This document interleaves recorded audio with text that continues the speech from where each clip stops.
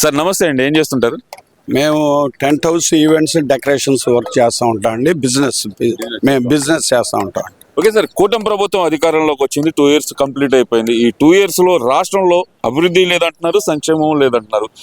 రాష్ట్రంలో నిజంగానే అభివృద్ధి సంక్షేమం రెండు నిలుగానే ఉన్నాయనుకోవచ్చు అంటారా? అది అంటే సరిపోద్దండి. అవతల మీద బురద అనేది చల్లకూడదు. వాళ్ళు ఆయశక్తుల ప్రయత్నం చేస్తున్నారు. వాళ్ళు మెయిన్ ఎజెండా ఏంటంటే మన ఆంధ్రప్రదేశ్ జనాభా ఎవరైతే చదువుకున్న యూత్ ఉన్నారో అది కానీ క్లాస్ 3 కానీ క్లాస్ 4 వర్కర్స్ కానీ ఎవరికైనా ఉపాధి అనేది మెయిన్ కాన్సెప్ట్ పెట్టుకున్నారండి.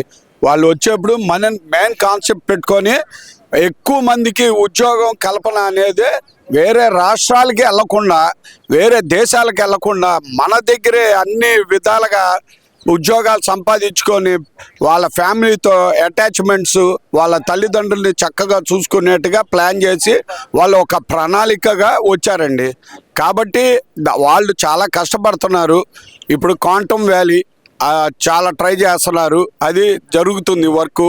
తర్వాత ఏఐ టెక్నాలజీ వాళ్ళు సాయశక్తుల అన్ని యూనివర్సిటీస్లో ఏఐ టెక్నాలజీ ఇప్పుడు లేటెస్ట్. మాల్ సాఫ్ట్వేర్ కన్నా ఏఐ టెక్నాలజీ బాగా నడుస్తుంది. అది కూడా కొన్ని యూనివర్సిటీస్లో ఇంప్లిమెంట్ చేయమని గట్టిగా చెప్పారు. అది ఆల్రెడీ ఎస్ఆర్ఎం యూనివర్సిటీ కానీ విట్ కానీ ఆర్వీఆర్ కాలేజ్ కానీ ఏ కాలేజెస్ అయినా వాళ్ళు చెప్తున్నారు. మెయిన్ కాలేజెస్లో వాళ్ళు ట్యూనింగ్ చేసి బాగా చదివి బాగా అభివృద్ధి చెందితే వాళ్ళు ఉద్యోగాలు ఎక్కడైనా సంపాదించుకుంటారు. మన త్వరలో అన్నీ రెడీ అవుతాయి. ఈ 5 ఏళ్లలో ఇక్కడే ఉద్యోగాలు వస్తాయి. వాళ్ళకి ఫ్యామిలీ హ్యాపీగా వాళ్ళ భవిష్యత్తు అనేది బాగుంటుందండి. అది వాళ్ళు ప్రయత్నం చేస్తున్నారు. సార్ ఇప్పుడు మీరు చెప్తున్నారు సార్ ఇవన్నీ తీసుకొస్తున్నారు అని చెప్తున్నారు, కానీ కూటమి ప్రభుత్వం వచ్చిన తర్వాత రాష్ట్రంలో విద్యా వ్యవస్థని సమూలంగా నాశనం చేశాడు నారా లోకేష్ అని కదా మరి జగన్మోహన్ రెడ్డి గారు చెప్తుంది. అదే నేనున్నప్పుడు బ్రహ్మాండంగా ఉంది, ఇప్పుడు నారా లోకేష్ ఆధ్వర్యంలో అసలు ఏం జరగట్లేదని కదా చెప్తుంది. నారా లోకేష్ గారు ఆయన ప్రయత్నం ఆయన చేస్తున్నాడండి. ఫారెన్ కంట్రీస్ వెళ్తున్నాడు. అక్కడ విదేశీ విద్య ఎట్లా ఉంది, మన గవర్నమెంట్ స్కూల్స్ ఎట్లా డెవలప్మెంట్ చేయాలి, ఎట్లా బోధన చేయాలి. ఇప్పుడు టీచర్స్ ఉన్నారు, కొంతమంది వాళ్ళు అటెండెన్స్ కరెక్ట్గా ఉంటుందా లేదా ఏందా, వాళ్ళ పిల్లలకి కరెక్ట్గా ఫుడ్ అందుతుందా, అన్ని విధాలుగా ప్రయత్నాలు చేస్తున్నారు. అన్నీ చూస్తున్నారు. అది ఊరికినే అంటే అవతల వాళ్ళ మీద బురద అనేది చల్లకూడదు. వాళ్ళు సాయశక్తిలా చేస్తున్నారు, నడుస్తుందండి. మొన్న నెడుమరులో మోడల్ స్కూల్ ట్రై చేశారు, అది బాగా సక్సెస్ అయింది, చాలా బాగా చేశారు. దానికి తగ్గట్టుగా అడ్మిషన్స్ కూడా బాగా పెరిగినాయి. అట్లానే ఆంధ్ర మొత్తం అట్లానే మోడల్ స్కూల్స్ ప్రైవేట్ స్కూల్స్కి ధీటుగా గవర్నమెంట్ స్కూల్స్ కూడా అన్ని విధాలుగా చేయాలని చెప్పి వాళ్ళు ప్రయత్నం చేస్తున్నారు. అది వాళ్ళ ప్రయత్నాలు వాళ్ళు చేస్తున్నారు. మనం వాళ్ళని ప్రోత్సహించాలి కానీ నిరుత్సాహపరచకూడదు. కాబట్టి ఎటువంటి ఇబ్బంది లేదండి, అది విషయం. జగన్మోహన్ రెడ్డి గారు అధికారంలో ఉన్నప్పుడు ఏదైతే 3 రాజధానులు అంటూ వైజాగ్, అమరావతి, కర్నూలు అంటూ ఏదైతే మాట్లాడారో ఇప్పుడు మళ్ళీ వచ్చేసి డైరెక్ట్గా మావిగానే మా విధానం 2029 ఎలక్షన్లు ఇది మా మేనిఫెస్టోలో పెడతాను అంటూ ఆయన మాట్లాడటాన్ని అసలు ఎలా చూడాలంటారు? ఏమండి, ఫస్ట్ ఏమన్నారండి ఆయన 2013-14 ఆ ప్రాంతాల్లో ఆయన ఏమన్నారు, ఏమండి రాజధాని ఇక్కడే ఉంటుంది, నేను ఇల్లు ఇక్కడే కట్టుకుంటున్నాను, తాడేపల్లిలో చేసిన అమరావతికి దగ్గరగా ఉంటుంది, ఎటువంటి ఇబ్బందులు ఉండదు, మారుదన్నాడు. దాని మీద వెళ్ళి ఓట్లు అడిగి జనాల్ని గెలిచి తర్వాత వెంటనే యూటర్న్ తీసుకున్నాడు. అది కరెక్ట్ కాదు కదండి, అది పద్ధతేనా? ఇప్పుడు చేస్తానన్నాడు, ఒక ప్రపోజల్ అనేది నువ్వు ఒప్పుకున్నావు. నువ్వు ఆల్రెడీ అసెంబ్లీలో ఇంకా పెద్ద ల్యాండ్స్ కావాలి, ఇంకా 33,000 ఎకరాలు చిల్లర ఇంకా కావాలి, అది సరిపోదు, భవిష్యత్తులో కావాలన్నోడివి నువ్వు వెంటనే గెలవంగానే 2019లో నువ్వు యూటర్న్ తీసుకొని నువ్వు అట్లా చేయడం అనేది రాంగ్ అండి. అది అయిపోయింది. సరే, తర్వాత 3 రాజధానులని మళ్ళీ అదొకటి కొత్తగా మొదలు పెట్టాడు. ఏమన్నాడు, కర్నూలు అన్నాడు, వైజాగ్ అన్నాడు, ఇక్కడ అమరావతి అన్నాడు. అన్ని విధాలుగా ఈ 3 రాజధానులని కాలయాపన చేశాడు. అది అయిపోయింది. అది అయిపోయిన తర్వాత నెక్స్ట్ ఇప్పుడు ఏమంటున్నాడు, కొత్తగా లేటెస్ట్ మావిగన్ ఏందండి ఈ మాయగాను? మైండ్ ఉందా మైండ్ లేదా వీళ్ళకి? వీళ్ళు చేసే వేషాలు, వీళ్ళు చేసే మాటలు ఏందంటే, ఆల్రెడీ అభివృద్ధి చెంది కేంద్రం నుంచి వరల్డ్ బ్యాంక్ నుంచి నిధులు వచ్చినాయి, అక్కడ వర్కులు నడుస్తున్నాయి, అన్నీ ప్రోత్సహించాలి. మన ఇప్పుడు నువ్వు పార్టీ వైజ్గా వైఎస్ఆర్ పార్టీ టీడీపీ అని కాదండి, మన ఆంధ్రప్రదేశ్ బాగుపడాలనే ఆ కాన్సెప్ట్ మీద నువ్వు చూడాలి. కానీ నువ్వు ఇప్పుడు అమరావతి ఆల్రెడీ అన్నీ కడుతున్నారు, జరుగుతున్నాయి. నువ్వు ఒక ఇల్లు కట్టాలంటే ఎన్నాళ్ళు పడుతుంది? మినిమం 3 ఏళ్ళు 4 ఏళ్ళు పడుతుంది. అపార్ట్ విషయం కాదండి, విడిగా ఇండివిజువల్ హౌస్ కట్టాలంటే మినిమం 3-4 ఏళ్ళు. నువ్వు ఇంత పెద్ద రాజధాని కట్టాలంటే నీకు సంవత్సరాలు పడుతుంది. అదేమన్నా ల్యాండ్ క్లియరెన్స్ ఉన్నాయా? అన్ని విధాలుగా కృష్ణా నది ఉంది, ఫ్లడ్ వస్తుంది, వాటర్ వస్తుంది, అదంతా డ్రైనేజ్ సిస్టము, దాని లెవెల్స్, మ్యాన్ హోల్స్ అవన్నీ చేసుకొని రోడ్స్ కానీ చేస్తున్నారు.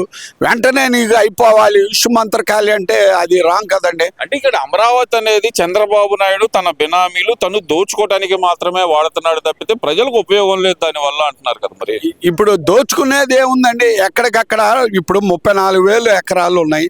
ఇప్పుడు ఆ ల్యాండ్స్ అన్ని అందరి ఎస్సీ ఉన్నాయి, ఎస్టీ ఉన్నాయి, బీసీ ఉన్నాయి, అందరి ఉన్నాయి.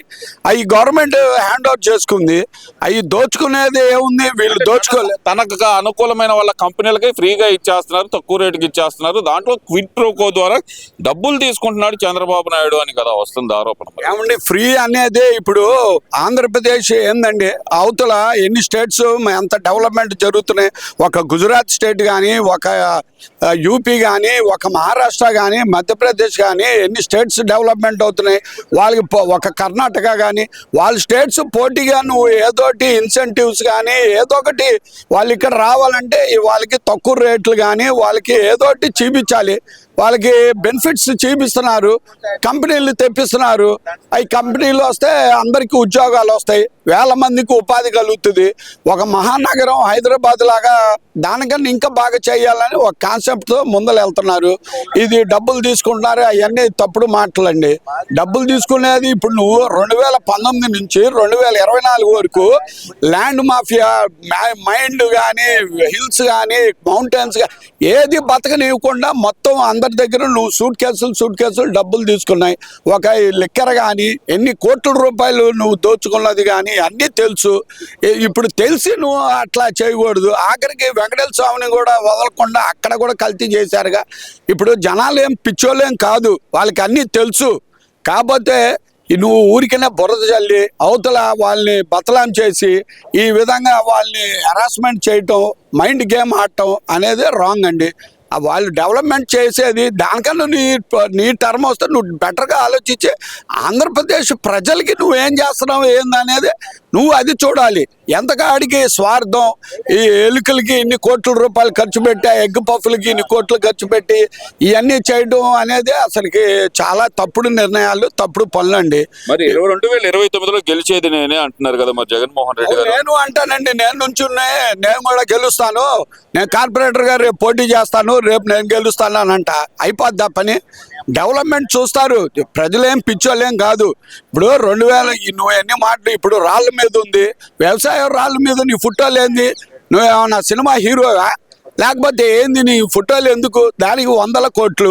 తర్వాత పాస్బుక్లు ఏంది? ఎవరు కష్టార్జితో వాళ్ళ తాతలు ముత్తాతలు ఇచ్చిన పాస్బుక్లు, దాని మీద నీ ఫోటోలు ఏందండి? నువ్వు హీరో అయితే మొత్తం పబ్లిసిటీ నువ్వు ఇంటికి చుట్టూ ఫ్లెక్సీలు అంటించుకో.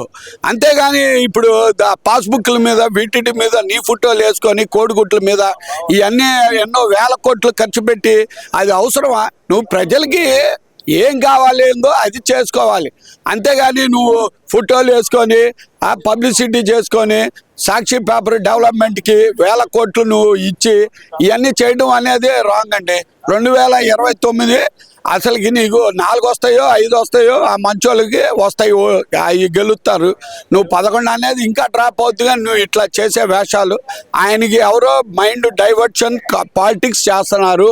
ఆయనకి కరెక్ట్గా ఆయన బ్రెయిన్కి పక్కన వాళ్ళు మాటలు విని ఆయన బ్రెయిన్ వాష్ చేసి చెడు సైడ్ పోతున్నాడు, కానీ మంచి సైడ్ అనేది నడవట్లేదు. ఆయన ఎప్పుడైనా చెడు అనేది అన్యాయం అయిపోద్ది, కానీ న్యాయపరంగా కష్టపడే వాళ్ళకి ఎప్పుడైనా లైఫ్ ఉంటుంది.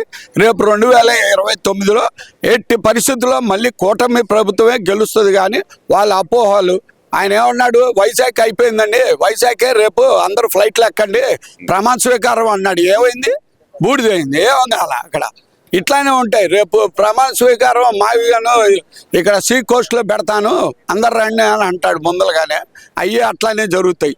అవన్నీ రాంగ్ అండి. పాలిటిక్స్ అనేది ఒక ఉండదనంగా చేసుకోవాలి, అంతేగాని పిచ్చి పిచ్చిగా మాట్లాడి ఇవన్నీ చేయకూడదండి. రాంగ్ అది. Thank you sir. ఓకే.